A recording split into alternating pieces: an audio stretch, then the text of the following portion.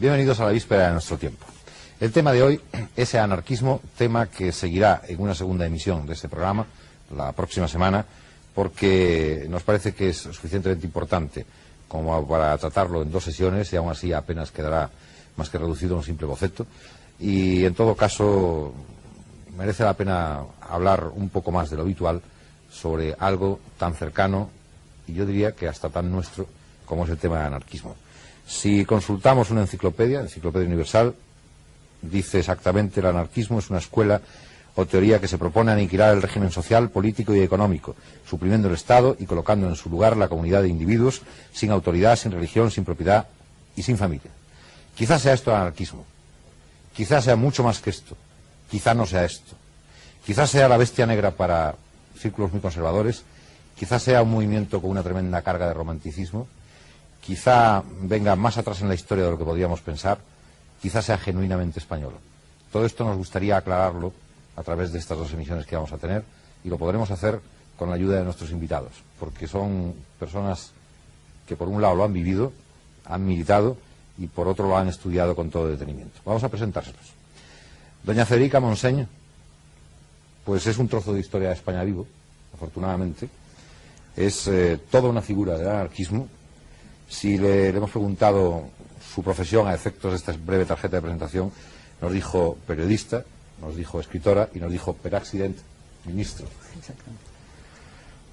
El profesor don José María Bricall es profesor de Economía Política en la Universidad de Palma de Mallorca. Don José Álvarez Junco es profesor de Movimientos Sociales en la Facultad de Ciencias Políticas de la Universidad de Madrid. Y don Josep Termes es profesor de Historia Contemporánea en la Universidad de Barcelona. Vamos, como es costumbre en este programa, a tratar de centrar el tema en imágenes, a tratar de introducirnos en él a través de un guión, de un breve guión, que nos puede servir de guía para el coloquio que luego viene a continuación. Hasta mediados del siglo XX, España ha sido un país escasa y desigualmente industrializado. No es de extrañar que las organizaciones obreras hayan sido tardías, radicalizadas ideológicamente y muy diversas según las zonas o regiones.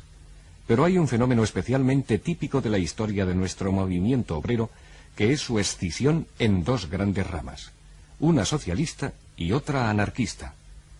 Durante los 70 años anteriores a 1939, en España se desarrolló el movimiento anarquista más amplio y persistente de la Europa contemporánea. A este fenómeno, a las características de su desarrollo y a sus posibles explicaciones, se dedica nuestro programa de hoy. Entre los antecedentes o raíces del movimiento obrero español pueden distinguirse 3 hechos significativos. 1. El primero, el desarrollo de organizaciones mutualistas entre el proletariado textil catalán, que ya desde los años 1830 luchaban por el reconocimiento del derecho de asociación y participaban en las intentonas políticas de los progresistas y republicanos. El punto culminante de este proceso fue la huelga general de 1855 en Barcelona. 2. En segundo lugar, las agitaciones agrarias, concentradas especialmente en Andalucía y en los años siguientes a la desamortización. En Sevilla en 1857, en Badajoz 2 años más tarde, o en Loja en 1861, se produjeron sublevaciones en las que a las consignas y objetivos democráticos republicanos se añadían ya reivindicaciones sociales como el reparto de tierras. 3. Por último, también se habían ido introduciendo en España las primeras teorías socialistas, conocidas habitualmente como utópicas. Entre los seguidores de Cabet pueden recordarse los hermanos Monturiol en Barcelona, y entre los fourieristas el núcleo de Joaquín Abreu en Cádiz, o más tarde el de Fernando Garrido en Madrid. En septiembre de 1868, la Revolución Liberal inició en España su fase decisiva, y con ella también el movimiento obrero tomaba carta de naturaleza, entrando en una vía similar a la de otros países europeos. En el Congreso celebrado en Barcelona en junio de 1870, un centenar de sociedades obreras se organizaron a nivel nacional con el nombre de Federación Regional Española y se integraron en la Asociación Internacional de los Trabajadores, creada en Londres 6 años antes. La organización obrera llegó a desempeñar un papel importante en el sexenio revolucionario, logrando alcanzar varias decenas de miles de afiliados y protagonizando un cierto número de huelgas. Pero con el reflujo de la oleada revolucionaria tras el fracaso de la insurrección cantonalista de 1873, la Federación Regional Española entró en un período de clandestinidad y fuerte disminución del número de sus afiliados. Ya desde aquella primera etapa, el movimiento obrero español se fue caracterizando como anarquista. En la polémica que desgarró a la Primera Internacional entre los partidarios de Marx, llamados autoritarios, y los seguidores de Bakunin, los españoles se pronunciaron por abrumadora mayoría en favor de estos últimos, que habían penetrado en nuestro país antes que los marxistas y realizado un trabajo de organización más intenso, desde la llegada del italiano Giuseppe Fanelli, enviado de Bakunin, en los primeros días de la Revolución del 68. Las primeras divergencias entre marxistas y bakunistas por aquel entonces eran el tipo de organización revolucionaria, más centralizada y disciplinada en los primeros, y más espontánea entre los segundos. La participación en la política parlamentaria defendida por los marxistas y rechazada por los anarquistas, y la cuestión teórica de si habría de crearse un Estado o dictadura del proletariado tras la revolución, o si toda autoridad debería ser abolida. En 1881, la organización anarquista vivió un efímero resurgimiento legal bajo el nombre de Federación de Trabajadores de la Región Española. Esta organización, aunque no ocultaba sus objetivos, pues sus lemas eran anarquía, federación y colectivismo, declaró también su intención de actuar dentro de la legalidad y su renuncia a la utilización de medios violentos.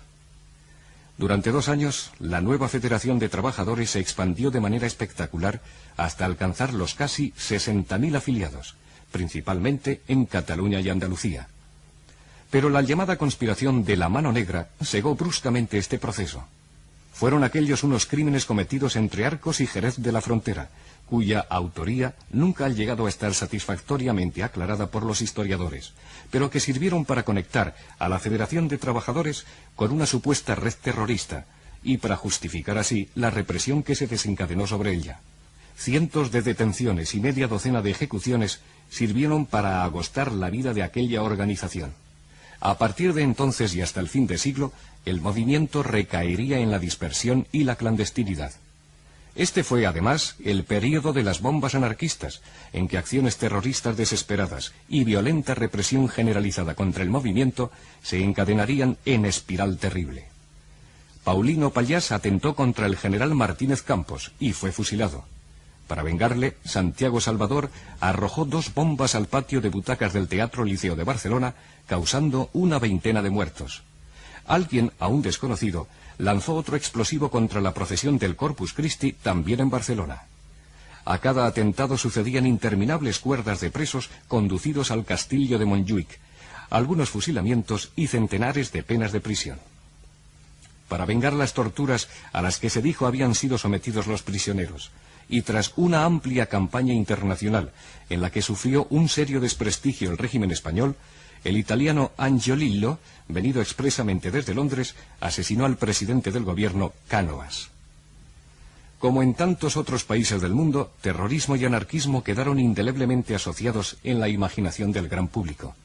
No hay que olvidar que en esos años murieron también por atentados anarquistas reyes como Humberto de Italia, emperatrices como Isabel de Austria, presidentes de la República como Sadi Carnot de Francia o McKinley de Estados Unidos.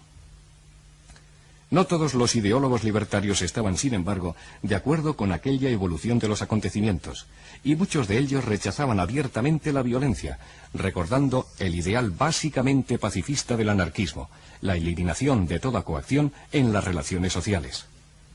No es de extrañar, por tanto, que con el giro del siglo los anarquistas fuesen buscando nuevas orientaciones tácticas. Por un lado se tendió a desarrollar más sus actividades culturales. Se crearon importantes publicaciones doctrinales, como la Revista Blanca, dirigida por Juan Montseny, Federico Urales, que consiguieron atraer a la crema de la joven y disconforme intelectualidad de la época: Azorín, Baroja, Unamuno, Benavente, Maeztu. Se fundaron círculos y ateneos culturales de tipo popular, así como un importante número de escuelas laicas, entre las que destacó la famosa Escuela Moderna de Francisco Ferrer Guardia. Se editó una ingente cantidad de libros y folletos, entre los que se exponían las teorías de Kropotkin, Bakunin, Malatesta, o las de los españoles Anselmo Lorenzo, Ricardo Mella, José Prat, Tarrida del Mármol. Por otro lado, se renovaron los esfuerzos por reconstruir una organización obrera de tipo sindicalista y de filiación ideológica libertaria. Fruto de estos esfuerzos fue Solidaridad Obrera, creada en Barcelona en 1907 y ampliada 3 años más tarde a nivel nacional bajo el nombre de Confederación Nacional del Trabajo. Con la CNT se iniciaba otra etapa. Como organización, habría de ser más perdurable que ninguna de sus antecesoras, pero su vida no sería menos azorosa. Profesor Termenticismo, quizá venga más atrás en la historia de lo que podríamos pensar, quizá sea genuinamente español. Todo esto nos gustaría aclararlo a través de estas 2 emisiones que vamos a tener, y lo podremos hacer con la ayuda de nuestros invitados, porque son personas que por un lado lo han vivido, han militado, y por otro lo han estudiado con todo detenimiento. Vamos a presentárselos.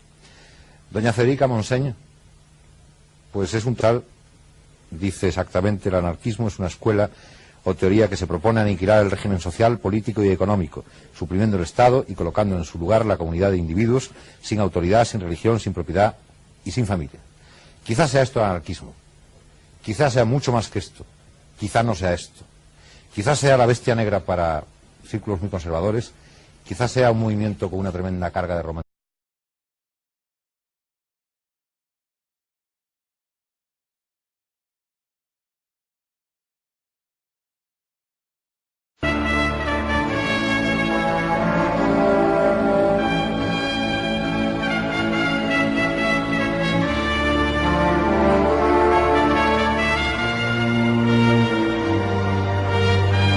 De ese programa la próxima semana, porque nos parece que es suficientemente importante como para tratarlo en 2 sesiones, y aún así apenas quedará más que reducido a un simple boceto, y en todo caso merece la pena hablar un poco más de lo habitual sobre algo tan cercano, y yo diría que hasta tan nuestro, como es el tema del anarquismo.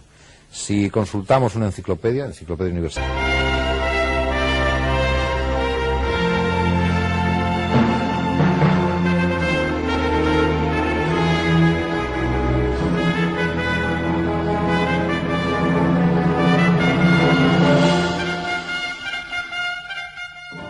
Buenas noches, bienvenidos a la víspera de nuestro tiempo.